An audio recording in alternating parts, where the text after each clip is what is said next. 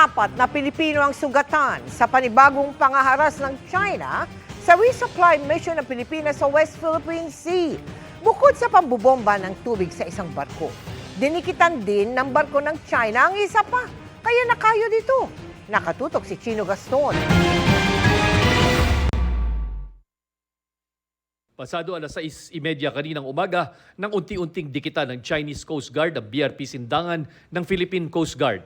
Isa sa dalawang escort ships ng isinagawang rotation and resupply o RORE mission ngayong araw.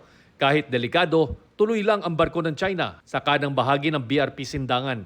Sa kuha mula sa panig ng BRP Sindangan, dinig ang pagkayod sa kanila ng China Coast Guard.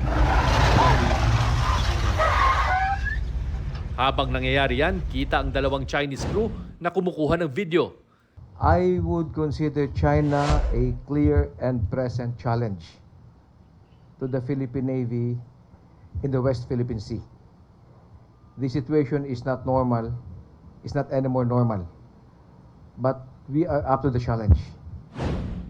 Pero di pa diyan tumigil ang China. Pasado alas 8:30, dinikitan at malapitang winotter cannon naman ng isang Chinese Coast Guard ship, ang resupply ship na Onaiza May 4. Ayon sa AFP, sadya raw hinabol at tinarget ng water cannon ang resupply ship na ilang beses nagtangkang umiwas. Maya-maya pa, dalawang barko na ang tumitira sa magkabilang panig ng Onaiza May 4. Sa lakas ng water cannon ng China, nasira ang mga bintana at pilot house ng UM4. Butas din ang dingding na kahoy. 4 na tauhang sakay nito ang nasugatan. Napilitan tuloy itong bumalik ng Palawan. Nakalusot naman ang Onaiza May 1 at matagumpay na nakapaghatid ng supply at tauhan sa BRP Sierra Madre, ang barkong nakasadsad sa Ayungin Shoal na nagsisilbing outpost ng Pilipinas sa West Philippine Sea. Hindi po tayo ang nagpapataas ng tensyon dito. Sila ang nagpapataas ng tensyon. We do not respond to aggression and bullying from the Chinese Coast Guard. Kumbaga, we just take whatever they're doing. Sa isang statement, sinabi ng China Coast Guard na nilabag daw ng Pilipinas ang pangako nang nagpadala ito ng resupply ship at Philippine Coast Guard sa Ayungin. Ginigiit nila na ang Philippine Coast Guard ang sadyang bumangga sa kanilang barko. Wala raw ibang dapat sisihin sa nangyari kundi ang Pilipinas na anilay mapanlin lang sa mga salita at nang uudyok ng gulo sa South China Sea.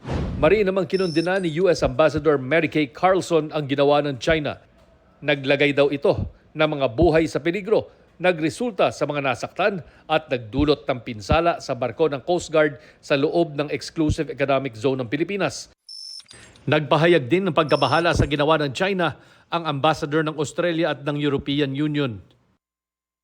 Babala ng security analyst na si Professor Renato de Castro, posibleng tanda ito ng mas agresibong bulisiya ng China na dapat tugunan ng Pilipinas at mga kaalyado nating bansa. The purpose is really to inflict harm. Before it's just to intimidate us, the purpose now is to inflict harm. So what would be next? Habang nangyayari ang panggigipit ng China, nagmamasid naman daw sa layong 10 nautical miles ang BRP Ramon Alcaraz at BRP Gregorio del Pilar.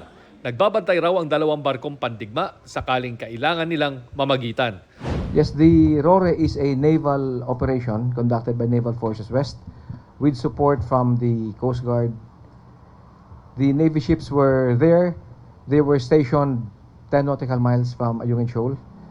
They departed more or less the same time. Ang mga ganitong insidente naging sanhi ng paghain ng diplomatic protest laban sa China.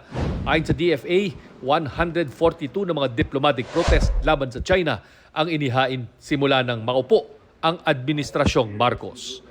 Para sa GMA Integrated News, Chino Gaston, nakatutok, 24 oras.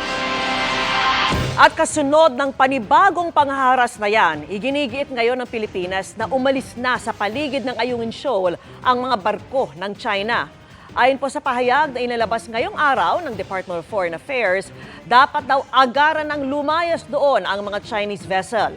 Ipinapatawag din ng DFA ang Chinese Deputy Chief of Mission para ipaabot ang pagtutol sa mga agresibong aksyon ng China Coast Guard at Chinese Maritime Militia laban sa resupply mission na isinagawa ng Pilipinas sa Ayungin Shoal. Iginiit din ng DFA na hindi katanggap-tanggap ang paghimasok ng China sa loob ng Exclusive Economic Zone ng Pilipinas. Labag daw ito sa sovereign rights at jurisdiksyon ng bansa. Samantala, kinondena rin ng bansang Japan at Germany ang insidente.